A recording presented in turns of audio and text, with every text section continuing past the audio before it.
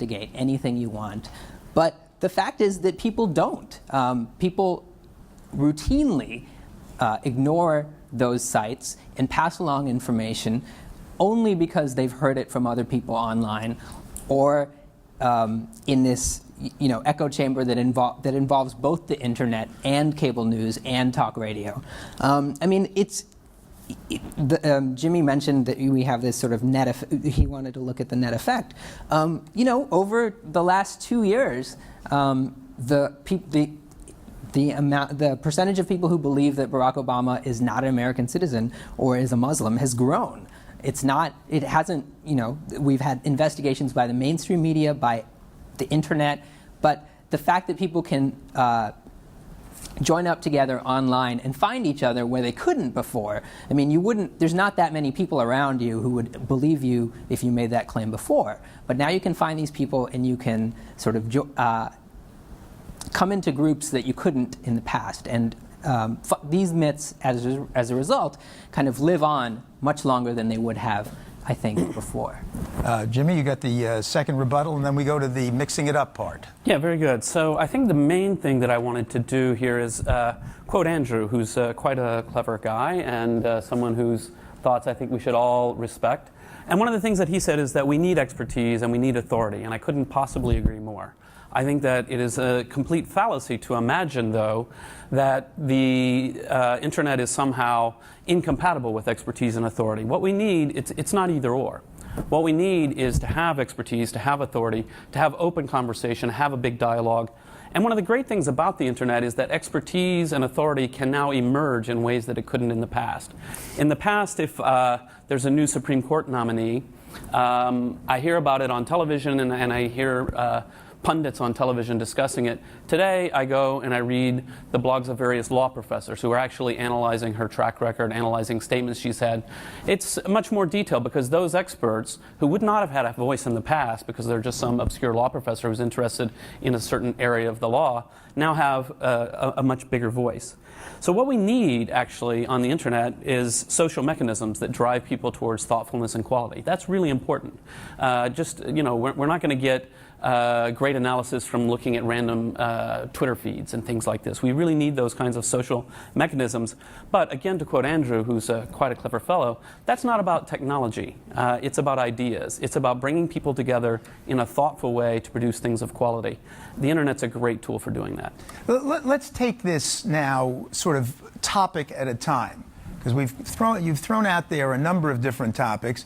And Andrew, and I'm quoting Jimmy here, you're a clever guy. He doesn't mean it, I don't. But I do.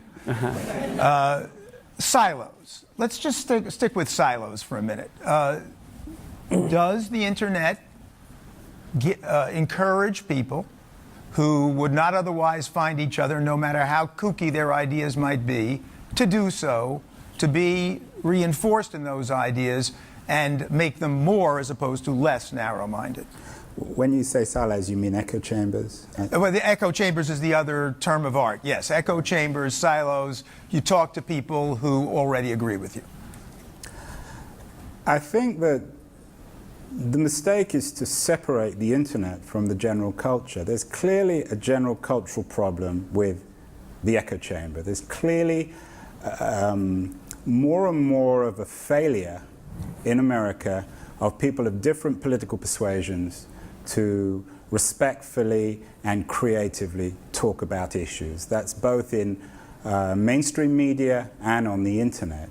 I think the internet is a reflection of an increasingly fragmented world, and increasingly, ironically, given that we're supposed to be living in this social media age, an increasingly lonely, fragmented, isolated age in which we sit in front of our computers. We have less and less physical contact with everybody else, and we are more and more convinced of our own ideas. I don't think one can blame the internet for that. Anyone who's ever switched on Fox understands that you can't blame the internet for ignorant, mob rule kind of media.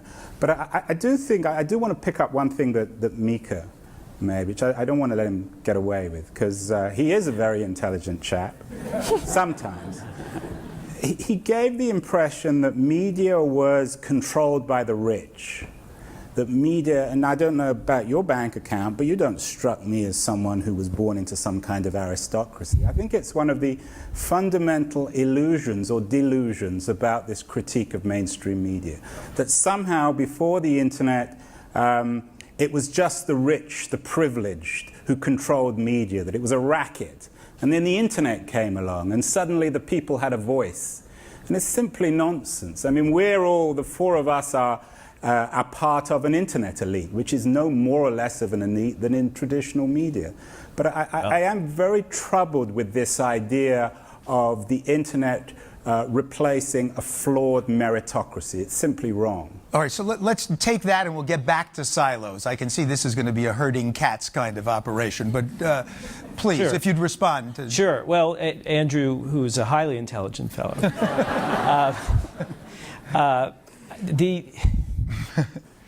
the problem is that to get onto the national stage before the internet existed was practically impossible for an ordinary person.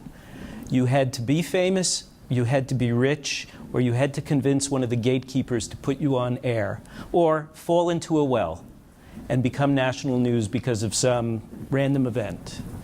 And so that's what I mean by the old system being worse than the new one. I agree, the new one is messy, it's fragmented, it's confusing. We're going through a gigantic transition where the old model for serious news production is being undermined by all this free stuff. And some of the old legacy newspapers are going to die. We know that. But there are new forms of news gathering and production and sharing that are evolving, and some of them are just as professional as the ones that you love and that I love. But they operate in a different environment where they're not worrying about trucking the newspaper and printing it and so on. So I'm not so worried about that future for serious news. And then the issue about silos, because I think we really have to stay on this. There's a lot of fog blown around here, that people just basically expressing their fears without any data.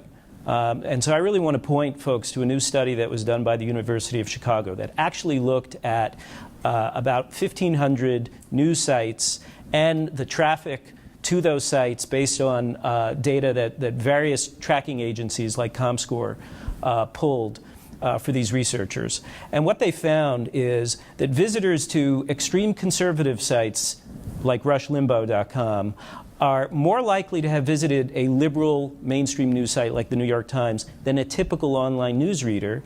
And visitors to extreme liberal sites like Think Progress or MoveOn.org are more likely to have visited Fox News than a typical online news reader. And that, in fact, there are two types of things going on here. The low news user online, the grazer, the person who just checks the news, they mainly go to a few big, fairly centrist sites like CNN.com, USA Today, Yahoo News, that are more or less in the middle, and they're just for people who are just checking whatever the top headlines are for the day. And then the political junkies, who everybody thinks are in these horrible silos where they only talk to themselves and reinforce the worst extremes, are actually all over the place. They're not just at Fox News, they're at Fox, they're at the New York Times, and everywhere else. Aren't many of those people who are migrating just migrating in order to attack? I mean, no, I think what they're doing is they are the problem for the brands, the legacy newspaper, legacy news organizations, is that brand loyalty is dying, but that people graze now. We go wherever information may be. Okay, well, so you can come in on defending your side or going on to silos, either one. You're a near genius, after all, and so... and you're very good looking. Let's just say that. For my age, I take that as an apt comment. Yeah, so I mean, the silo issue is a very interesting one, and I would actually say I don't think we really have enough data yet. Certainly, you can silo yourself, but I don't think that's ever been untrue. And so, you know, what effect is it having overall? I don't think we really know yet. I believe that it's really more, you know, as Mika was saying, that people go to certain sites, and maybe you're right, they go to the opposing side just to see what those idiots are saying. Well, and to say Of course. things to those idiots. That's my experience. But then Sometimes, that's actually but not that's- siloing anymore. That's Now not you're- siloing.